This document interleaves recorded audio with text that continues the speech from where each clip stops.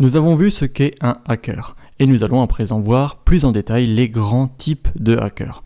Il y a beaucoup de types différents, et ces types sont assez subjectifs. On ne va donc pas faire une liste exhaustive de tous ces types, mais on va parler des types principaux communément reconnus par le grand public. On a en fait 3 types principaux, et tout cela ressemble à un bon vieux film de cow-boy où on a le méchant, le gentil et les personnages secondaires.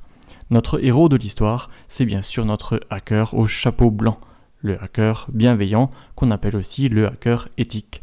C'est celui qui agit dans la légalité parfaite et qui va apprendre la sécurité informatique pour se protéger ou protéger d'autres personnes. On cherchera donc à devenir ce hacker à travers ce cours, à l'opposé du hacker au chapeau noir. C'est le hacker malveillant qui va agir de façon illégale et qui n'en connaît pas forcément moins que le hacker éthique. Ce sont simplement ses intentions qui diffèrent, puisqu'il va essayer de pirater les autres pour diverses raisons, souvent pour de l'argent ou pour se procurer des données personnelles. Donc on a 2 notions différentes, le hacker éthique qui est bienveillant et le pirate, on ne devrait pas l'appeler hacker, qui va agir dans des buts personnels. On a un 3e type, secondaire mais assez populaire, qui est le hacker au chapeau gris dont les intentions sont plus mitigées. Il va par exemple pirater un site web s'il estime que le site fait du tort à quelqu'un ou quelque chose d'autre. C'est donc une sorte de justicier masqué qui va essayer de rétablir la justice, sa justice, entre différentes entités. Mais du point de vue de la loi, ces actions ne sont pas plus légales juste parce qu'il estime agir dans un but noble ou même si le but est vraiment noble. Le hacker au chapeau gris va également pirater volontairement des sites web ou des systèmes, du moins rechercher des failles, dans le but ensuite d'avertir l'administrateur ou le propriétaire en indiquant qu'il a découvert un problème. Encore une fois, l'intention, bien que noble car il s'agit de sécuriser des systèmes, n'est pas légale car il n'y a pas eu d'autorisation reçue au préalable. Et c'est cette autorisation qu'il ne prend pas qui le différencie du hacker au chapeau blanc.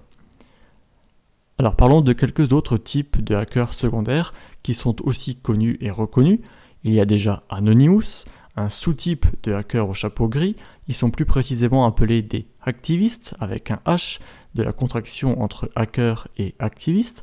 Ce sont des personnes qui agissent souvent dans un but politique. Elles vont par exemple mettre hors service un site web pour manifester contre quelque chose ou pour dénoncer quelque chose.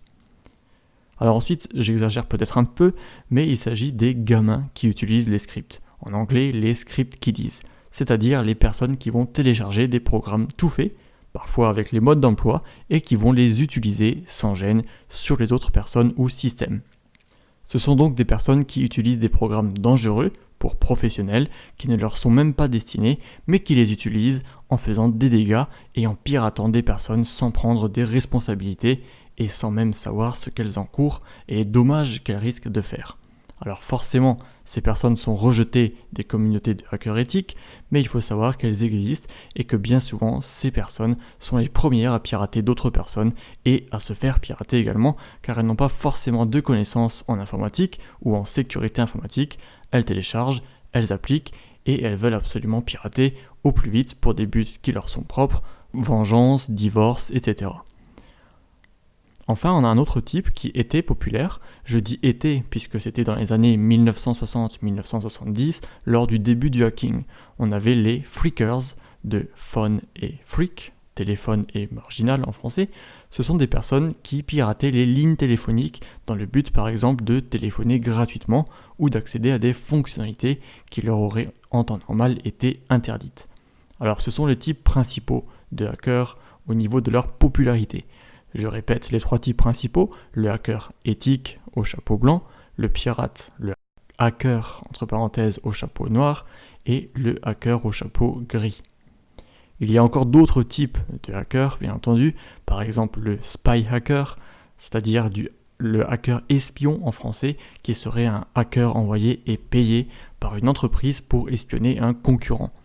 On a également le suicide hacker, donc le hacker qui se suicide, c'est-à-dire qui ne va pas hésiter à risquer la prison pour se faire connaître ou pour réaliser un gros piratage qui fait la une des journaux. Et pour finir, vous aurez remarqué que j'emploie moi-même le terme hacker pour parler de tous ces types. Je ne devrais pas le faire, mais ce terme est tellement utilisé pour définir tous ces types que je me suis permis de l'utiliser aussi, d'autant plus qu'il est utilisé de manière assez standard par le grand public à présent. mais je pense que vous avez à présent les définitions en tête et je ne vous embêterai plus avec.